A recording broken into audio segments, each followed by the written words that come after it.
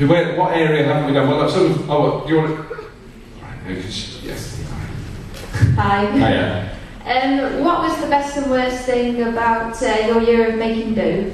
Yes, I think that was a curse of YouTube. I did. For those of you who don't know, I did a 19. What century are we in? 2007.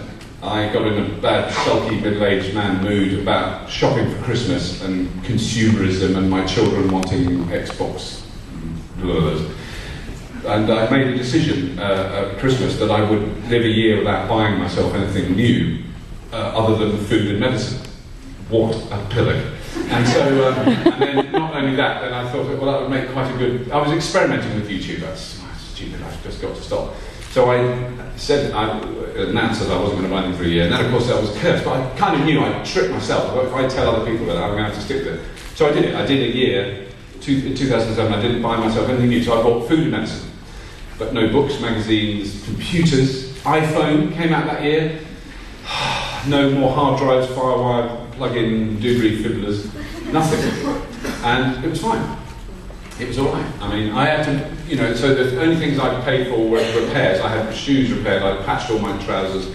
My wife was less than impressed, and she did insist on buying me a pair of trousers for my birthday when we were on holiday. We had a little break together in Amsterdam, and she said, people are looking at me because they want to give me money on the street. Because I looked so bloody scruffy.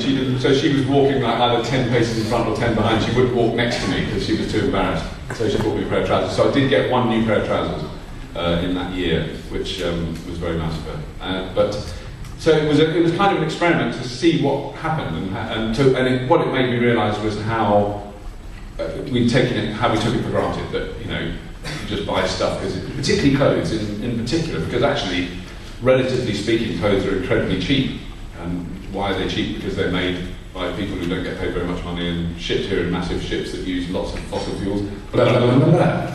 You know the story. So that was it kind of brought all that out to me. And the one thing I didn't want to do was write a bloody book about it.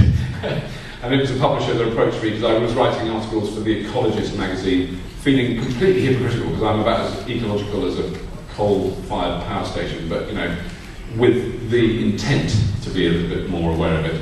And so I did eventually, it was a bit of a struggle, but I did eventually write a book called Sold Out, which I thought was good. I got that title, because I've always sold out. So, anyway. Last question. Last question. Do you want to pick one? We should go sort of in that area because I feel that they've been neglected. Do you want to pick one? There's someone with their arm up very, very straight, with eagerness. That one. The wavy arm.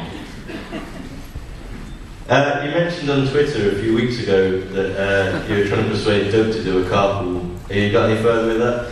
Not yet. I got a lovely email from Doug this week saying, "Dear Mad Bob."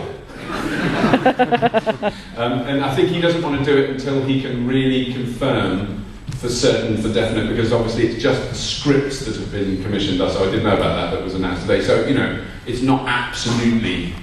There's still a lot of negotiating that's got to go on. So clearly the intent is to do more Red Dwarfs. I think he doesn't want to do it for that. But I've been using very cruel leverage because I asked on Twitter, do you want Doug Taylor to do carpool? And then I sent Doug all the responses, which was about 10 pages of A4 densely typed.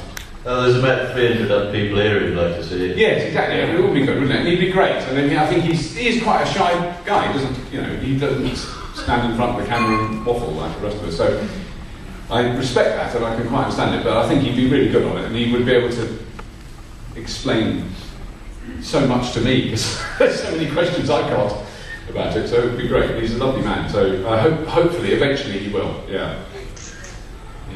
Is that so? Have I done a shot? Should shut up and go away now? I'm afraid we're outside of Robert. Well, I'd like to thank you all. You've all been amazingly patient and attentive. Thank you very much. You've been